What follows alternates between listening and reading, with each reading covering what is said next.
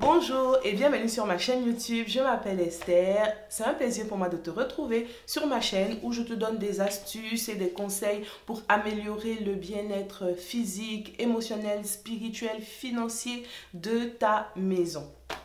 Aujourd'hui, je vais m'adresser à celles qui n'ont pas encore d'enfants. Donc voilà, parce qu'on m'a dit que je fais beaucoup de choses pour les mamans. Bon, en même temps, c'est le but de ma chaîne. Je fais beaucoup de choses pour les mamans, pour les femmes mariées, alors, et les autres.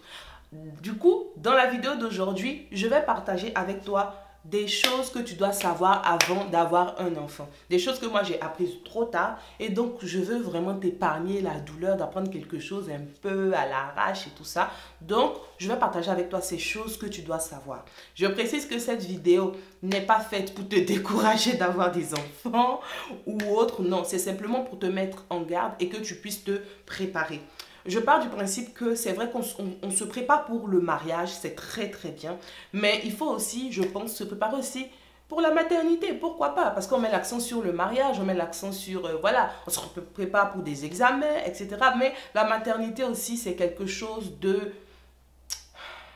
vraiment intense en fait. Donc je pense que c'est important de se préparer. Alors cette vidéo là, donc du coup si tu n'es pas marié, vraiment tu es la bonne personne en fait au bon endroit. Et même si tu as des enfants, tu as déjà des enfants ou tu es déjà marié, cette vidéo là aussi je pense vraiment qu'il y a des points qui vont te faire voir ta relation avec peut-être ton mari et même avec tes enfants autrement. Même la relation avec toi-même en fait autrement. Donc vraiment, vraiment, vraiment, soyez attentive et c'est parti.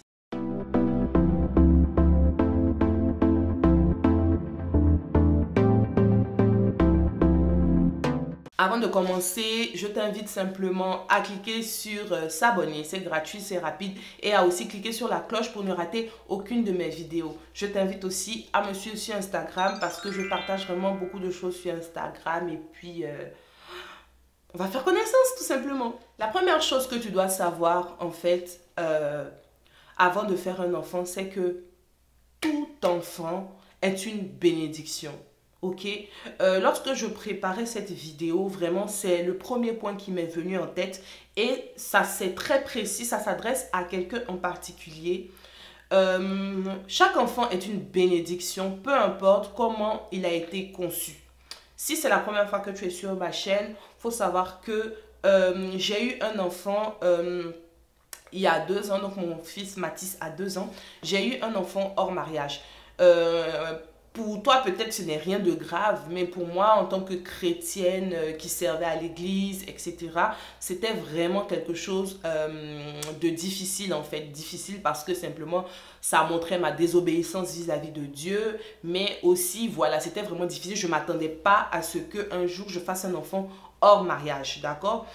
Et j'ai mis du temps vraiment à me pardonner cela et vraiment, parfois même, je mettais ça, ma colère sur mon fils.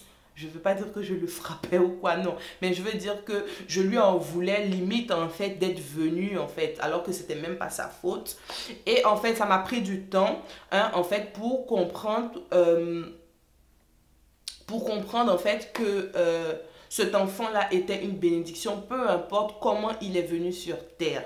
Ok, donc peut-être que tu es enceinte en ce moment dans les mêmes conditions que moi, ou peut-être que voilà, c'est pas forcément le fait d'être enceinte hors mariage qui te dérange, mais c'est le fait que par exemple celui avec qui tu étais, donc qui est le père de ton bébé, n'est plus avec toi en ce moment, ou peut-être les circonstances dans lesquelles tu es en ce moment, peut-être même marié, mais ce n'était pas le bon moment pour avoir un enfant, etc. Donc ce que moi je veux te dire, c'est que simplement, ton enfant est une bénédiction, ok? Je sais que bon là, du coup, ça s'inscrit dans le cadre de quelqu'un qui est déjà enceinte, mais c'est tout comme, ok? Ton enfant est une bénédiction, d'accord? C'est une bénédiction. Ce n'est pas un hasard que tu aies cet enfant-là, ok?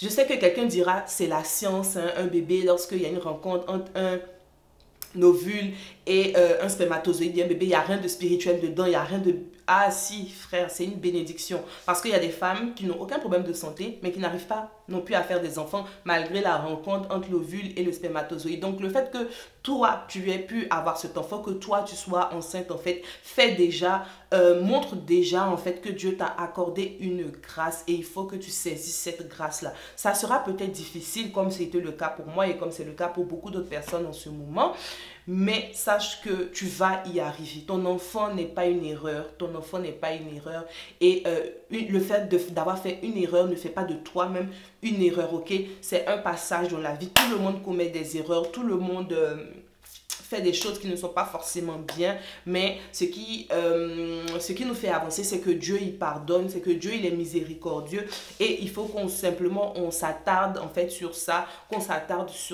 et que on avance en fait. Donc je te dis à toi qui regarde cette vidéo et à qui cette première partie là est destinée, je t'en prie, garde cet enfant là et surtout en fait appuie-toi sur le Seigneur, tout va bien se passer. La deuxième chose à savoir avant de faire un enfant, c'est qu'un enfant, c'est une grosse responsabilité. Surtout une responsabilité financière et spirituelle.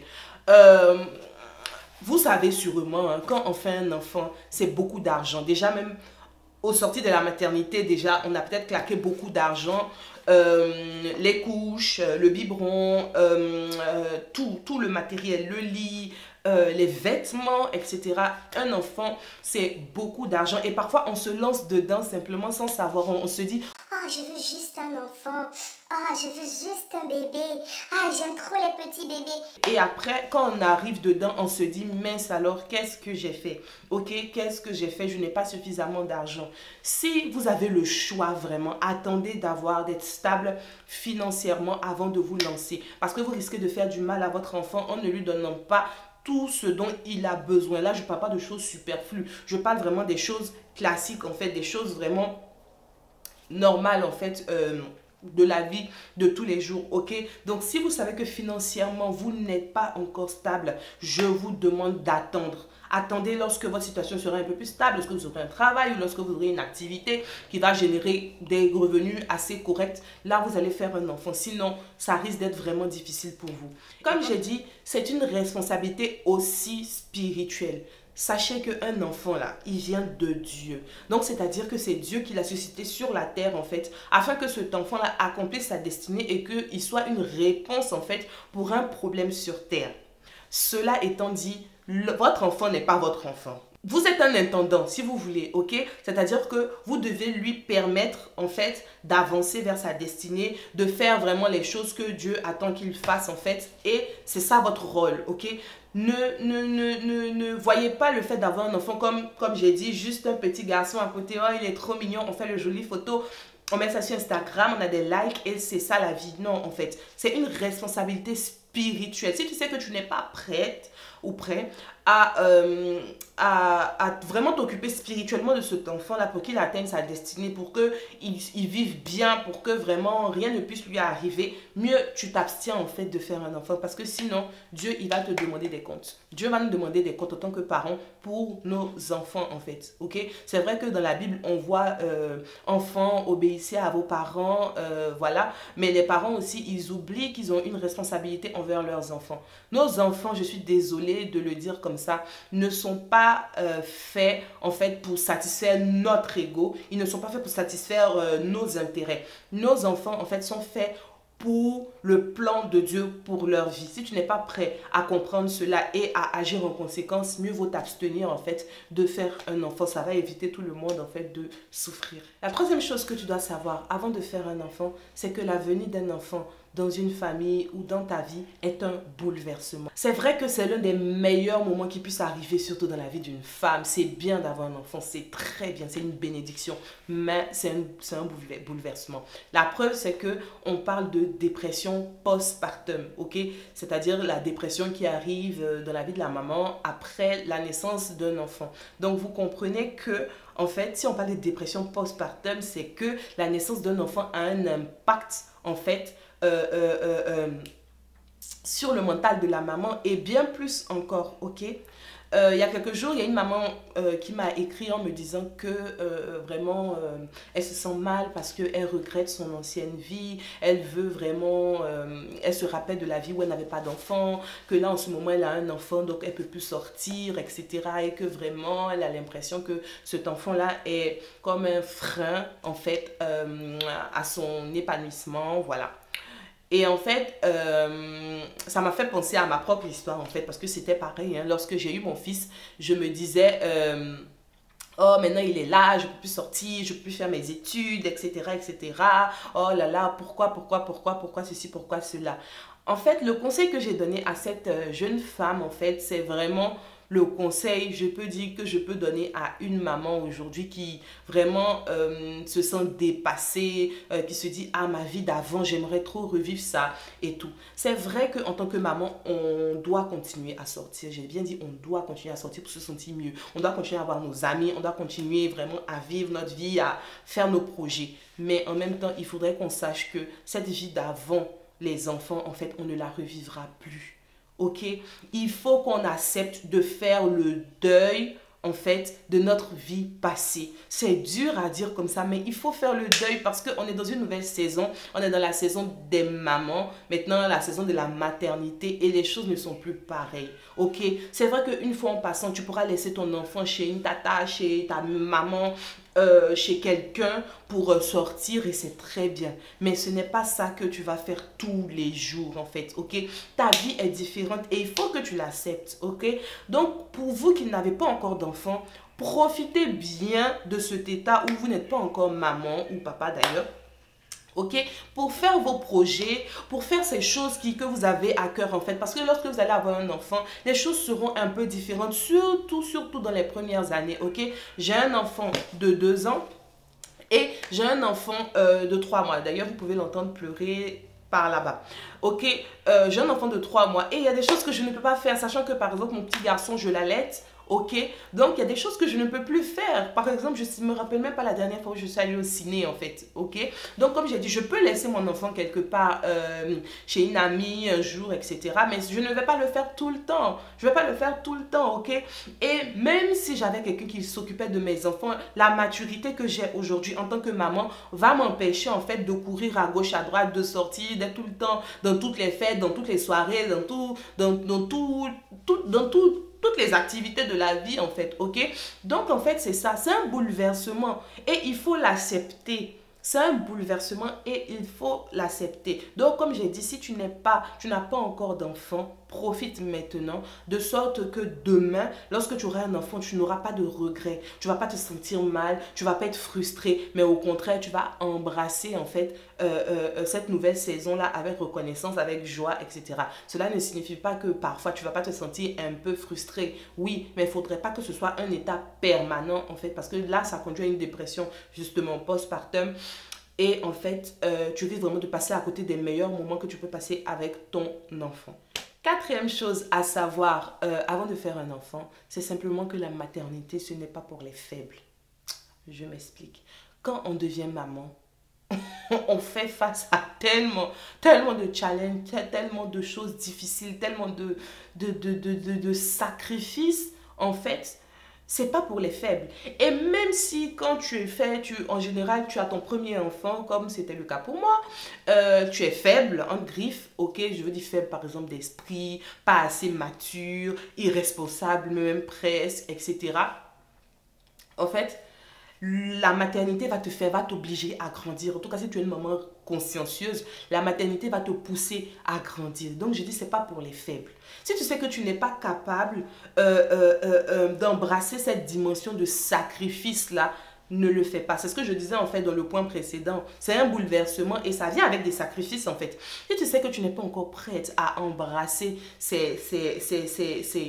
changement-là, laisse tomber, ok? Laisse tomber. Et comme j'ai dit, dans tous les cas, quand tu vas être enceinte et que tu vas faire ton enfant, crois-moi, la maternité va t'obliger à grandir, à te développer, à changer, à devenir meilleure. Il y a une grande sœur, en fait, qui me disait qu'avant qu'elle fasse ses enfants, elle était très égoïste. Très égoïste, elle ne pensait qu'à elle. Mais le fait d'avoir les enfants, elle dit que c'était comme si vraiment Dieu voulait la travailler. Et en fait, Dieu a utilisé ça, en fait, pour la faire changer. Ok, donc c'est parce qu'elle a eu des enfants qu'elle a commencé à être plus humble et à penser plus aux autres. Ok, donc comme j'ai dit, c'est ça, ça va te pousser en fait à te dépasser, à grandir en fait. Mais vraiment, ce n'est pas pour les faibles. Il y a des dimensions de sacrifice. Parfois, il y a une dimension de solitude. Tu te sens vraiment seul, tu te sens vraiment à bout de force, etc. Et il est important en fait que nous sachions cela. Que nous sachions cela avant de nous lancer en fait. Comme je dis, on ne fait pas un enfant pour avoir des photos sur Instagram à plusieurs milliers de likes. Ça, c'est rien du tout. C'est rien du tout. La vraie vie d'une maman, c'est à la maison avec ses enfants le soir quand elle n'en peut plus, qu'elle est juste fatiguée, qu'elle a juste envie de dormir mais qu'elle ne peut pas. C'est ça la vraie vie en fait. Et ça demande du sacrifice, ça demande de la patience, ça demande de la compréhension, ça demande vraiment tellement de choses que nous allons acquérir en fait à mesure qu'on avance en fait dans ce voyage. Cinquième et dernière chose que je veux partager avec toi, et celle-là elle est très importante en fait, c'est que on ne fait pas un enfant pour retenir un homme ou pour que une relation de couple aille mieux. Premièrement, quand j'ai dit on ne fait pas un enfant pour retenir un homme, je le dis parce que j'ai connu ce genre d'histoire. C'est-à-dire qu'une sœur qui est en couple avec un frère qui finalement lui dit que lui ne veut plus de cette relation, elle tombe enceinte pensant que ça va retenir l'homme. Les filles, c'est une erreur fatale parce que vous risquez de vous retrouver seul avec votre enfant. Aujourd'hui, en 2020, un enfant ne retient pas un homme. Un homme qui veut partir, il part. Ok? N'essayez pas de le retenir avec un homme. C'est votre destinée qui est en jeu. C'est votre dignité qui est en jeu. Et c'est la destinée de votre enfant qui est en jeu, les filles. S'il vous plaît. À l'époque, avant, là, nos parents, quand une femme était enceinte, ils se sentaient obligés de l'épouser. Parce que il y avait la notoriété de la famille. Il y avait vraiment beaucoup de choses, en fait. Et c'était simplement par respect pour cette femme-là. Parfois, qu'ils l'épousaient. Ok, mais aujourd'hui, là, ça ne marche plus. On ne fait pas un enfant parce que on veut que le gars reste avec nous. Sinon, toute votre vie, s'il reste avec toi et que ce n'est vraiment pas par amour, tu vas te rendre compte que... tu vas te rendre compte en fait tous les jours de ta vie qu'il ne t'aime pas et qu'il est là pour son enfant. Et c'est toi qui vas avoir mal. Tu vas être frustré alors que c'est toi qui as créé cette situation en fait. Ok? De la même manière, on ne fait pas un enfant pour qu'un couple aille mieux. Parce que la venue d'un enfant dans une famille, comme j'ai dit, c'est un bouleversement. Et ça révèle ce qu'il y a de pire en nous, ce qu'il y a de pire dans notre couple. Et je le dis parce que nous, on l'a vécu. Oh, on l'a vécu. Si vous n'êtes pas soudés, le fait qu'il y ait un enfant ne va pas forcément arranger les choses. Je sais que Dieu travaille de manière différente avec tout le monde. Là, je suis d'accord. Dieu peut permettre que vous ayez un enfant afin que ça resserre vos liens. Mais parfois, ce n'est pas du tout le cas. Parfois, le fait qu'il y ait cet enfant-là va détruire beaucoup de choses. Si vous n'êtes pas une équipe, vous allez vous crier dessus. Parce que l'un va se sentir lésé, par exemple, en disant « Oh, mais toi, ma femme, tu es toujours sur le bébé et moi. » Ok?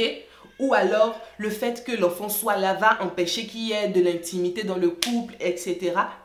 Et en fait, ça va faire que si vous n'êtes pas déjà amis, comme je l'ai dit dans ma vidéo, je crois, d'il y a une semaine, si vous n'êtes pas déjà amis, en fait, ça va révéler que votre relation est fragile et vous pouvez vous séparer pour ça. On en a vu des couples qui se sont séparés parce que simplement, ils croyaient que faire un enfant allait les aider, mais en fait, non, ça a révélé ce qu'il y a de pire dans leur relation. Autant ça peut vous souder, autant ça peut vous séparer. Donc vraiment, ne faites pas un enfant pour ces raisons-là, s'il vous plaît, parce que ça risque de vous créer des problèmes et ce n'est pas ce qu'on veut. Ok, on fait un enfant simplement, oui, parce que c'est ce que Dieu nous demande, parce que c'est une bénédiction, parce qu'on veut perpétuer l'espèce, parce qu'on veut simplement des enfants, ok.